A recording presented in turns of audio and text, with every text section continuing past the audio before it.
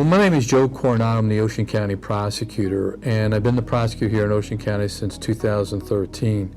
It was a short time after becoming prosecutor that I had 8 overdose deaths in 7 days, all under the age of 28.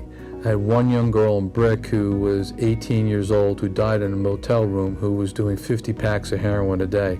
As we went through the year of 2013, I could see that the overdose deaths here in Ocean County continued to mount. When I went back to look at 2012, I could see that 56 people died here in Ocean County from an overdose. As we went through 2013, we were just about halfway through the year, and we were already up to that total of 56, and by the end of the year, we had 112 people die from an overdose. We were the first county in the state of New Jersey to put out Narcan, which is naloxone, and we did it in the beginning of January. We started the training in January of 2014, and the first use of it was really in April of 2014. Our overdose total went down to 101, so it went from 112 down to 101. Unfortunately, in 2015, it went back up to 118, and in 2016, it went up to 209. And the reason why it's continued to rise is because the packets that usually just to have heroin in them have now had fentanyl in them. When we tested our packets back in 2014, about 10% of our packets here in Ocean County had fentanyl. In 2015, 35% of our packets had fentanyl in it, and unfortunately in 2016, 65% of our packets had fentanyl in it. And fentanyl is a synthetic opiate, and that has a longer lasting effect. Also, it's very deadly. And as a result, that's the reason why the death toll continues to rise here in Ocean County. It's certainly an epidemic proportion. I don't think that Ocean County is unique. I think it's something that's spiraling out of control not only here in Ocean County, but throughout the state of New Jersey, unfortunately across the entire United States. I think this is something that we need to partnership up, and part of my plan is I break it down into 3 blocks.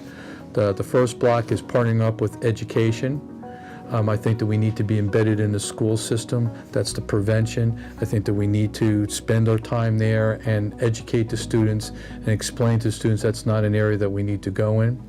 The second block really is strict law enforcement. That's me going after the predators, the drug dealers, the people that we want to hold accountable for their action.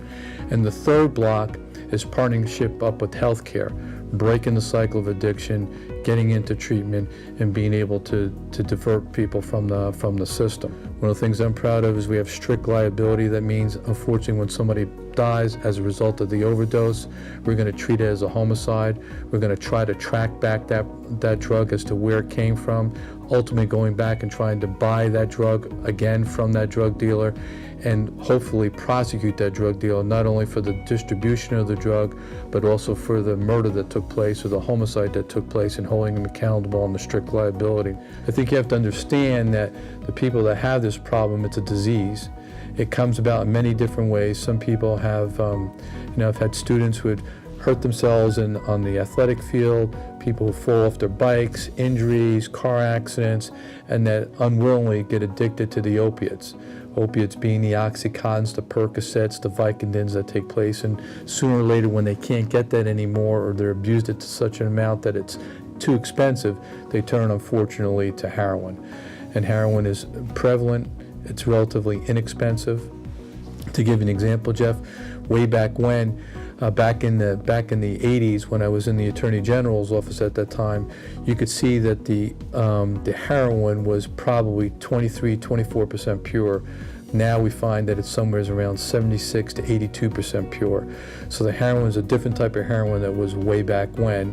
And if it was just heroin, it'd be one thing, but again, it's now usually mixed with synthetic opiates, which is the fentanyl. And the bottom line is that it's a killer. It's not if you're going to die, it's when you're going to die, especially when you're using heroin. It's a lost opportunity if we weren't able to, as I call them, capture them and bring them to the hospital and get them into treatment. And that's the OR program, where anybody in Ocean County now who overdoses and is brought to the hospital, there's a recovery coach that meets them at the hospital. Hopefully they agree at that point in time, since they were at death's doorstep, that they're agreeing to go into a program and that they're now be put into a treatment cycle, detoxed and put into a treatment cycle. We've been successful in partnership with the Barnabas healthcare system to be able to do that. And that program has been expanding and being utilized, but the point is that that shouldn't be the only way that we're helping people once they overdose. So now we have what we call our Blue Heart program.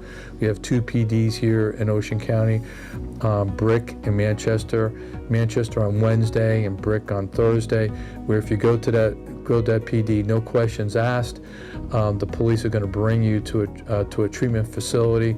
You're going to be clinically examined at that point in time and determine what type of program that you're going to be able to get into, and we automatically get you into the program.